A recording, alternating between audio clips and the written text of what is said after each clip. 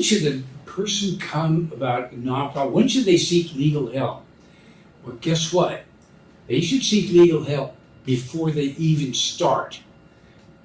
They should come in and say, I've got an idea. Let's talk about it and see what kind of nonprofit we want to set up. There are all kinds of nonprofits. The ones we most common are called 501c3. They're a charitable organization where if you give money to it, you get a tax deduction. But if you're going to get involved, for instance, in maybe you want to reform some laws, maybe you want to be a 501c4, which your donations will not be deductible, but they might be a business expense if you're a trade organization, if you want to reform something the way some legislation is now. So when do you want to see a lawyer? Before you even get started, say, here's what my goals are, here's what I want to try and do. What should I do? How should I form?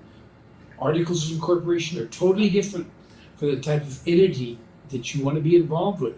And there are many more, C8s and everything else.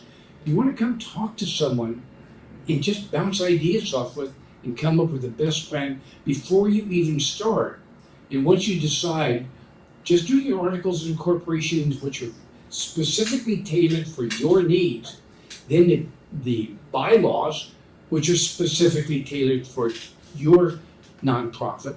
And then you file the exemption application. And that process is a joy, the form of exemption application, because you fill it out here and it ends up going to Covington, Kentucky. And it spends weeks there, you negotiate back and forth on what terms are. And then if they finally get approval, it goes over to Cleveland, Ohio for a final review and approval. And if you recall from the days back when they called the head of the exempt organization division of the Internal Revenue Service before Congress to ask what she was doing and why, and what organization she was approving and not approving. It's of close scrutiny. And once you get the letter of determination saying you're tax exempt, then you got more tax issues to think about.